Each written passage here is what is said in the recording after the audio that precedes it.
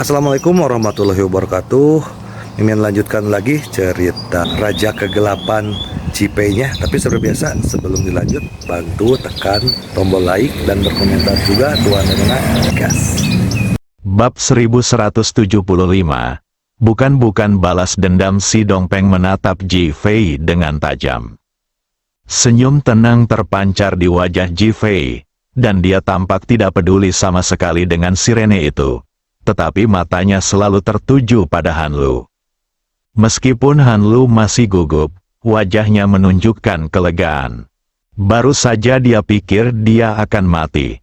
Tanpa diduga, polisi datang pada saat kritis. Tiba-tiba, bagaikan rumput kering yang kembali segar setelah terkena hujan, seluruh pribadinya menjadi sombong. Dia tidak percaya Ji Fei akan membunuhnya. Kecuali Ji Fei sendiri tidak takut mati.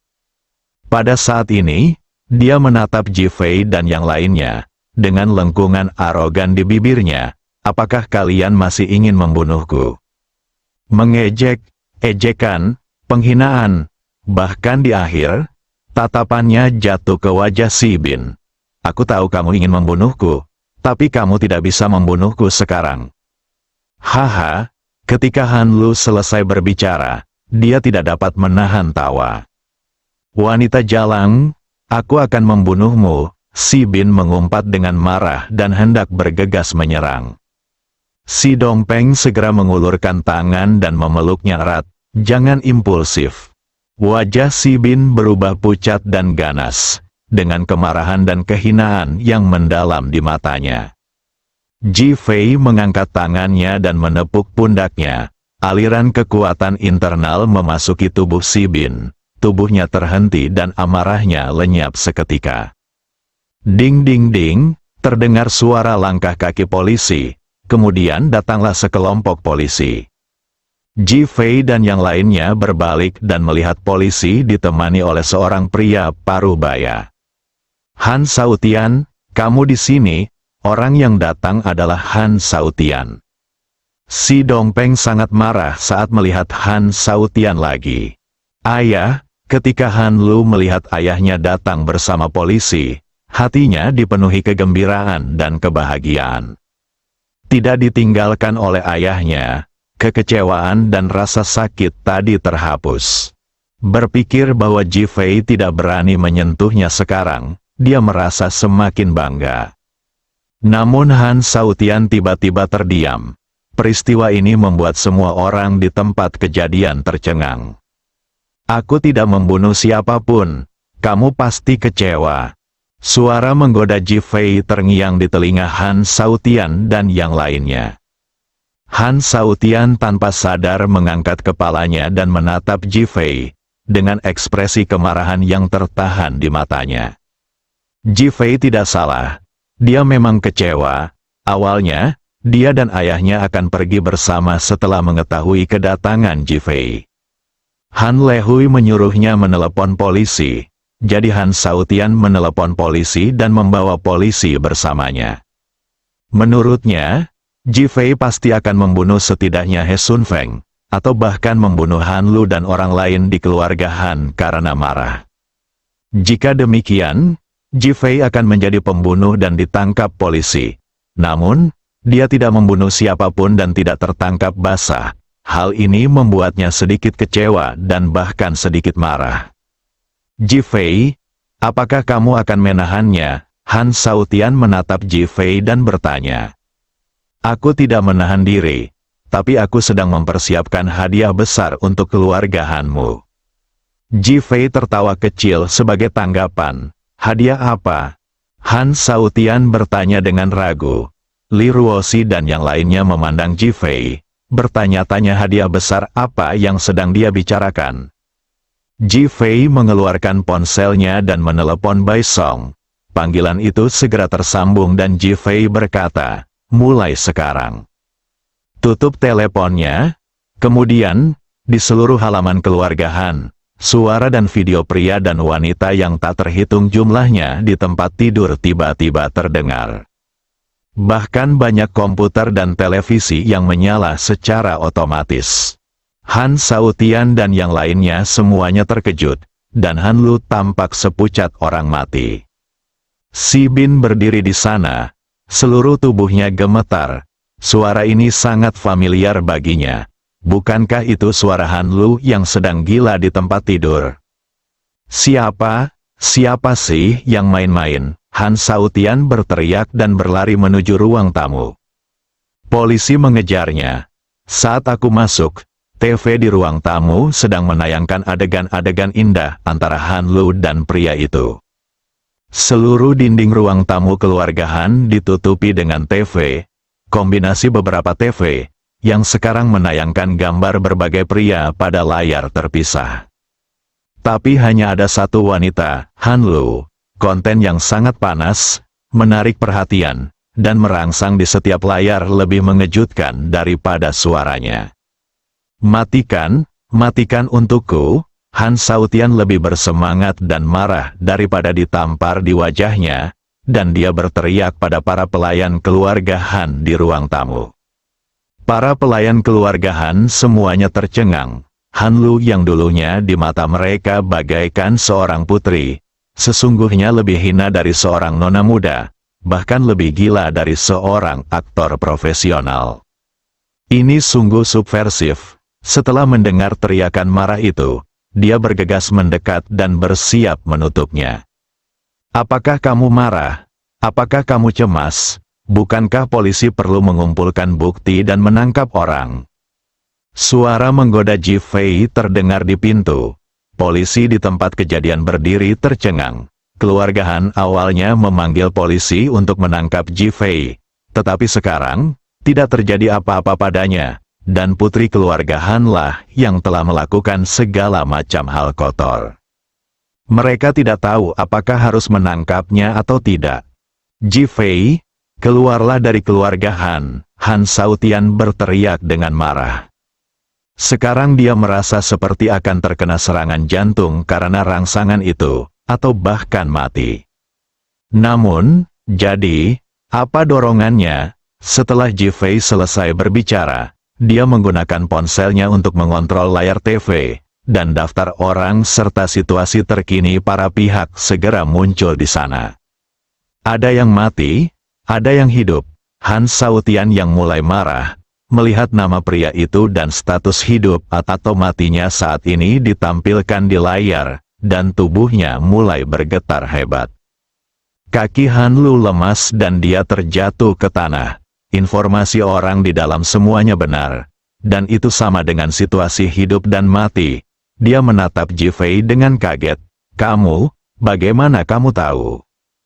Han San membawa kami ke villa Anda di komunitas Suyang, dan rekaman pengawasan Anda memberikan hal ini.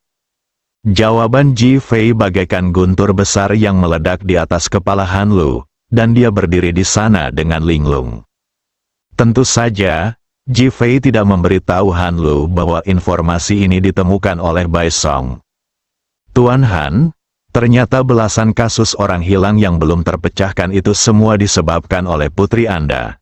Kami perlu membawanya kembali untuk diinterogasi. Seorang polisi berkata demikian dan berjalan menuju Han Lu. Tubuh Han Sautian bergetar. Dia menatap polisi, tidak dapat berkata apa-apa. Karena dia tidak tahu harus berkata apa, Han Lu sudah selesai. Kamu tidak bisa menangkapku, Han Lu berteriak keras, dan polisi tercengang. Han Lu mengambil kesempatan untuk berbalik dan berlari keluar pintu. Dia tidak mau menyerah, ingin melarikan diri. Ji Fei berkata sambil bercanda. Meskipun Han Sautian marah, dia masih berharap putrinya dapat melarikan diri. Berhenti. Dia berteriak keras dan berlari ke pintu, berpura-pura mengejar Han Lu, mencoba menghalangi kejaran Ji Fei dan memberi waktu bagi putrinya untuk melarikan diri. Hanya jeritan Han Lu terdengar, berdebar. Terdengar suara seseorang jatuh ke tanah. Han Sautian menoleh dan melihat darah mengalir dari sudut mulut Han Lu dan wajahnya pucat.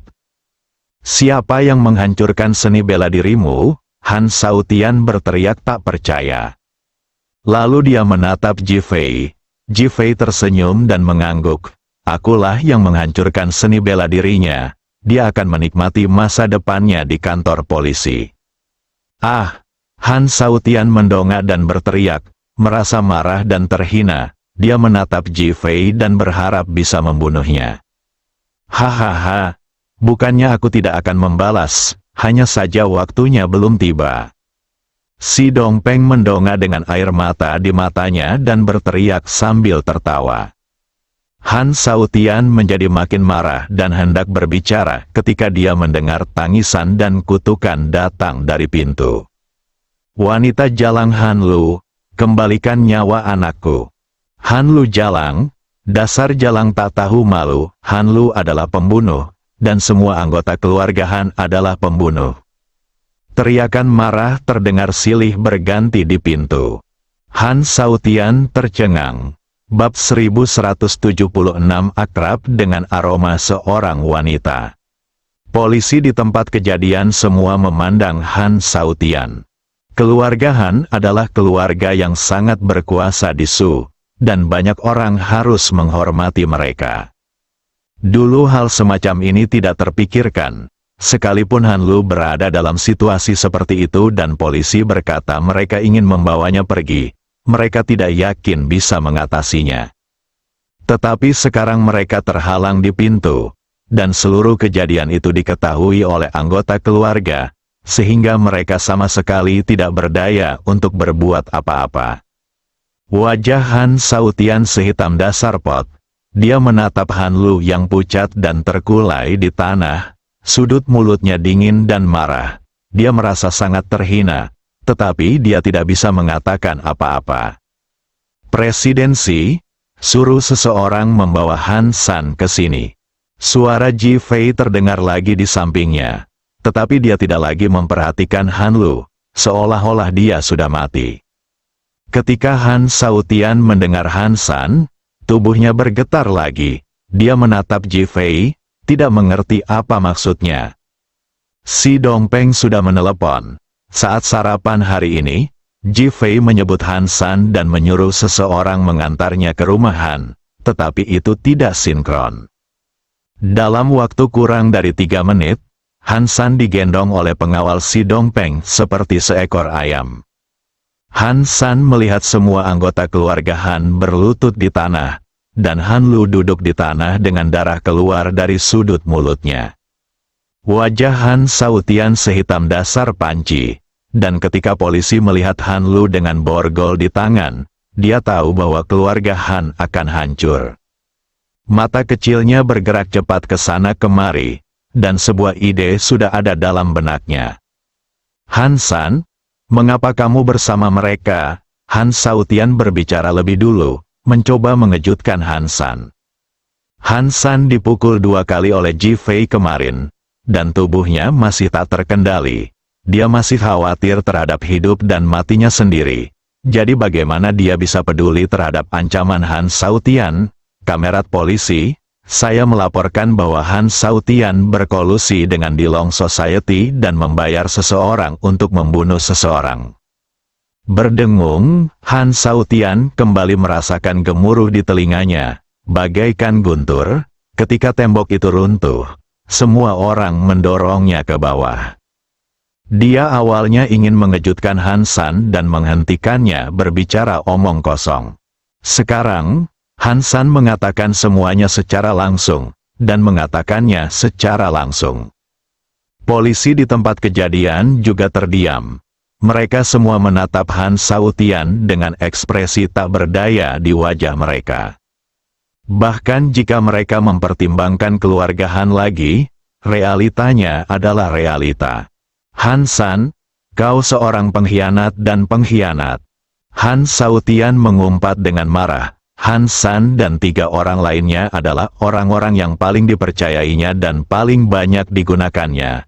Jadi merekalah yang paling mengenalnya. Kini mereka telah mengakui segalanya, dan dia pun dikutuk. Namun, Han San tidak tergerak sama sekali. Sebaliknya, dia menunjukkan senyum tenang di wajahnya. Aku mungkin binatang buas, tapi aku tidak sebaik Han Lu, dia sebenarnya pencuri bunga wanita. Bukankah ini aneh? Han Shaotian merasakan sesak di dadanya dan dia hampir tidak bisa bernapas. Dia merasa sangat sakit hati dengan apa yang dikatakannya. Polisi, apa yang ingin kalian lakukan terhadap Han Shaotian dan Han Lu sekarang? Suara si Dongpeng terdengar. Sekarang, Ji Fei telah membuat semua persiapan untuk keluarga Si. Tidak peduli seberapa kuatnya keluarga Han, semuanya sudah tamat sekarang. Sebagai Presiden Kamar Dagang, tidak bisakah si Dongpeng melakukan ini dengan baik? Dia mulai memberikan tekanan pada polisi.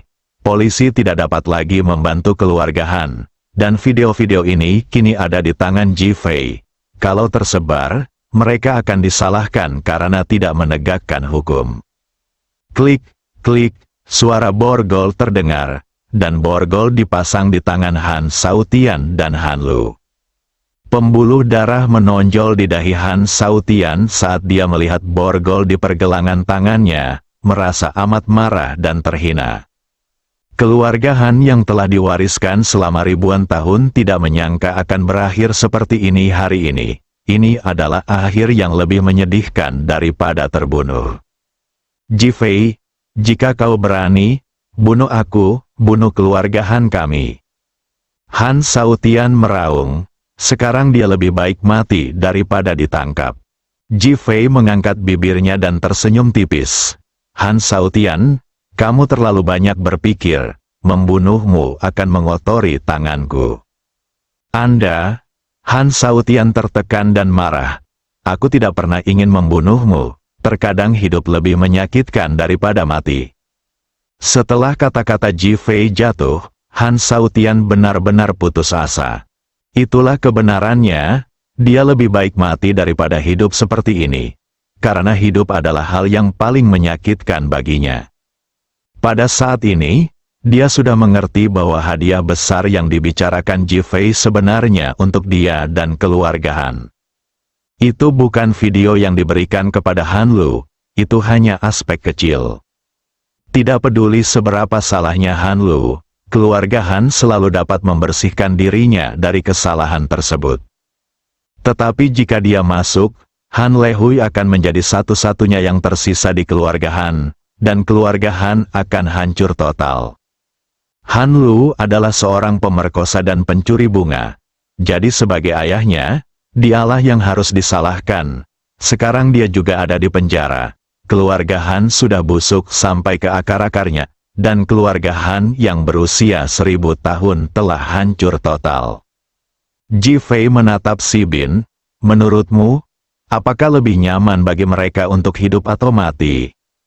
Meskipun Si Bin tadi sangat marah, sekarang dia tiba-tiba memiliki keinginan agar keluarga Han dipenjara dan dihukum secara hukum. Sambil menatap Ji Fei, dia berkata dengan gembira, biarkan mereka hidup dalam kehinaan dan penderitaan demi kenyamanan. Ji Fei mengangguk. Ingat, di dunia ini, ada banyak cara untuk mengalahkan lawan, dan impulsif selalu merupakan metode tingkat rendah. Si Bin terdiam pada awalnya, lalu mengangguk dengan berat. Dia mengerti apa yang dimaksud Ji Fei.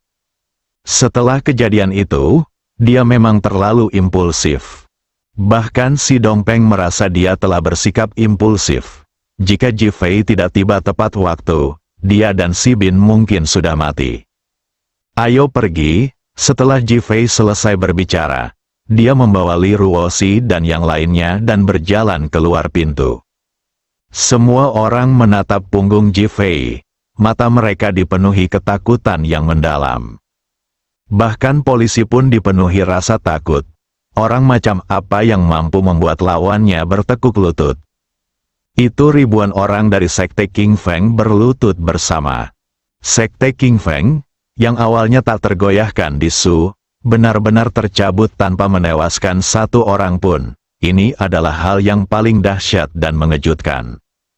Berdebar, Han Shaotian langsung jatuh ke tanah. Wajahnya pucat dan matanya kosong. Ia tampak seperti telah terkuras habis dari tubuhnya, dan ia tampak tidak memiliki kehidupan sama sekali, seperti orang mati.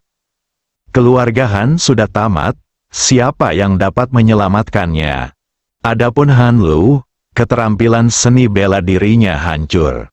Tetapi dia merasakan api hasrat menyala di dalam dirinya. Dia tidak tahu bahwa saat jarum perak Ji Fei menembus tubuhnya, hal itu telah menyebabkan kekacauan dalam darah dan kinya, dan bahwa dia akan dilahap oleh nafsu selama sisa hidupnya. Dan karena Anda tidak bisa mendapatkan kepuasan di penjara, Anda hanya bisa menanggungnya dengan diam. Inilah yang dikatakan Ji Fei, bahwa hidup lebih buruk daripada kematian. Ketika dia berjalan keluar dan melihat puluhan orang mendatangi keluarga Han, Ji Fei masih tidak bisa menahan amarah di matanya. Dengan tangan terangkat, plakat gerbang King Feng langsung berubah menjadi potongan-potongan yang tak terhitung jumlahnya dan melayang di udara. Rasanya seperti kata-kata di papan tulis terhapus dan lenyap dalam sekejap. Dan sekte King Feng, sebagai keluarga seni bela diri kuno, sepenuhnya menghilang dari keluarga seni bela diri kuno Kerajaan Long sejak saat ini. Keluarga Han menjadi keluarga Duan kedua. Ji Fei sudah dipenuhi dengan gairah baru. Pada saat itu, dia tiba-tiba mencium aroma wanita yang familiar melayang di depannya, dan bahkan merasakan wanita itu membelai wajahnya. Mata Ji Fei langsung terbelalak. Dia lagi, istriku, kalian pergilah ke Su. Aku akan melakukan sesuatu. Begitu dia selesai bicara, dia mengejar ke arah datangnya wewangian itu tanpa menunggu jawaban. Bersambung.